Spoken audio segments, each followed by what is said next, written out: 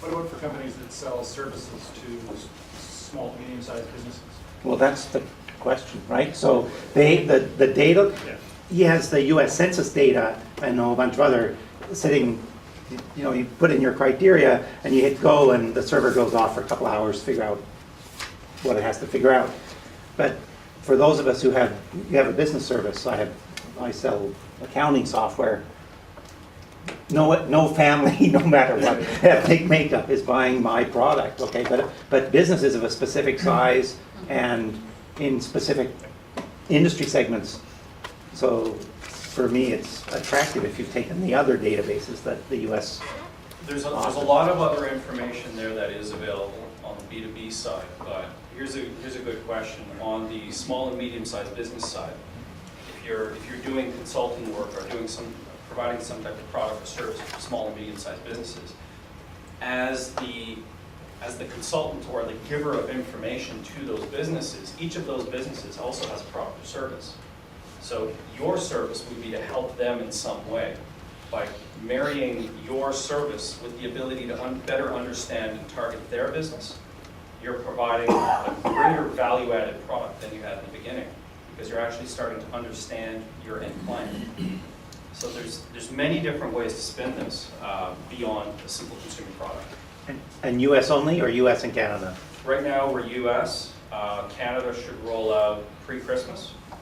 And then we're a whole other set of countries coming on board. Mexico's chomping at the bit because nobody here can buy Mexican information because it's all owned by the Mexican government. But the US government makes all their information public. Yes. It's a Yes. definition of, Yes. it's all free. You got it. Yeah. Census and, Right. well, census, but at the same time, the census was done in 2004. Right. We purchased 2010 projected census. Right. It's all based on economies and things like that. So again, if you're using the 2004 census, has the US economy changed since 2004? The data is completely useless. If you use projected, meaning that the next update we get data updates every 6 months. Next data update we get, it'll be interesting to go ahead and take a look at the oil spill.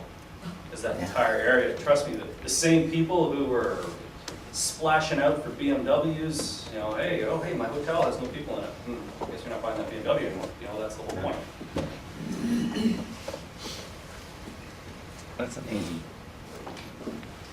So then we bring back to that next step, which is connect with your consumer. This is what we're talking about. So it's connecting with your consumer or connecting to the end user at all points. Again, if you're producing lithium-ion batteries, and let's just say, for argument's sake, that that's going into a Prius, which is an interesting concept, none the least. But if you're putting lithium-ion into a Prius, the end user of the Prius is probably, I'm going to say 30 to 40, most likely an urban dweller for the most part, because if you're on a highway, I don't think Prius does anything for you anyway.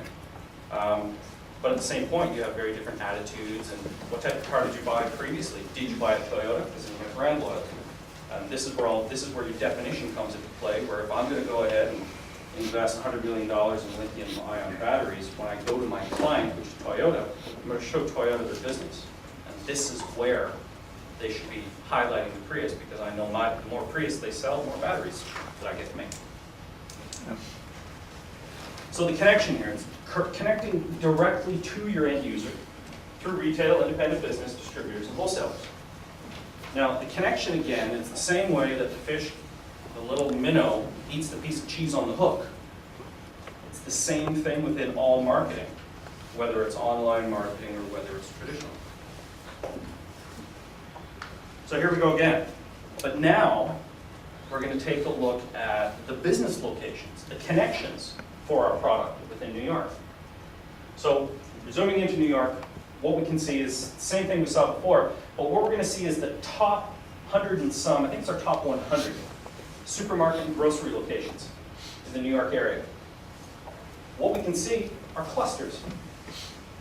So if I have 10 greenhouses worth of bok choy that have to go into the New York area and I want to sign contracts with a distributor, I can tell my distributor immediately this is where you concentrate your efforts. is now you actually have locational information, spatial information, to be able to provide guidance. So as we go back into Chinatown, there's quite a few little grocery stores and supermarket chains. Here we can see Grand Century Market, and they made $2.3 million last year. Tai Tong Grocery, and we've got a meat supermarket in there, probably carries some vegetables and things. And the whole point is that this all comes from American business listings, from the SIC code listings, I believe it's called. Now what happens is that as the user, you're able to go ahead and take another look here. Now these little business points, the points of business are points of reference for connections. These connections are sold per city. It's $150 for a listing of connections.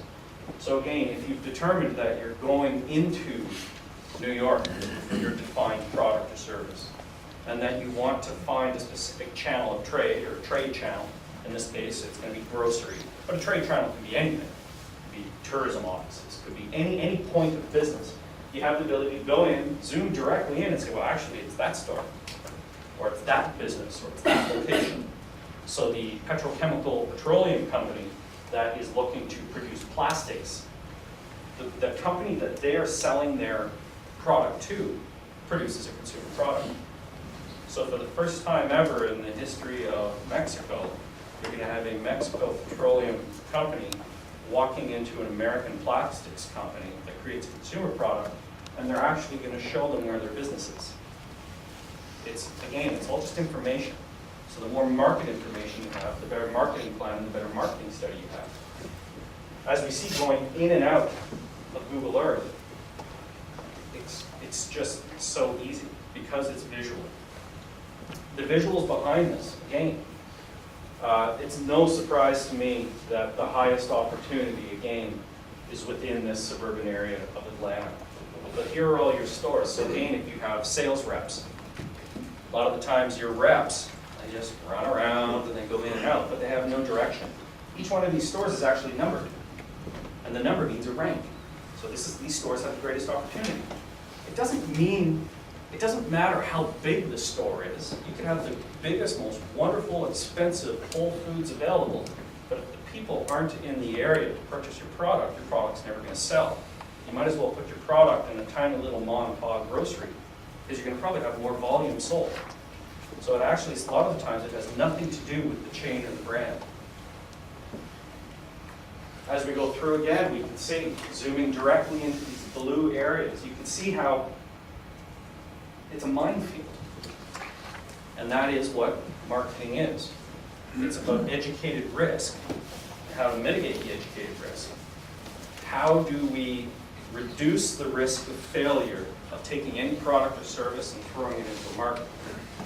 Once we do that, we have the opportunity to either get investment, to be able to bring it into a board of directors meeting and say, well, this is what I want to do and this is why. This is what's backing me up. Now all of this at the same time for every city purchase, it comes in a PDF format as well. So if you don't have time, you actually don't want to go into the Google Earth stuff, just press download. It comes in a PDF summary format that you can go ahead, submit it. We met with the largest bank of exports in Mexico, and we said, if somebody hands you a PDF as part of their campaign, as part of their business plan, would this suffice? And they said, no company has ever handed us anything so detailed before to determine where their market is. Because this business bank, it's an export bank, it's called Banco Mex in Mexico. They hand out hundreds of millions of dollars to companies to, I'm going to spend $50 million to create a factory, or in this case, to create greenhouses to grow bok choy. The bank looks at them and says, well, that's a great idea. Where's your market? The company says, the United States. I hear the same thing over and over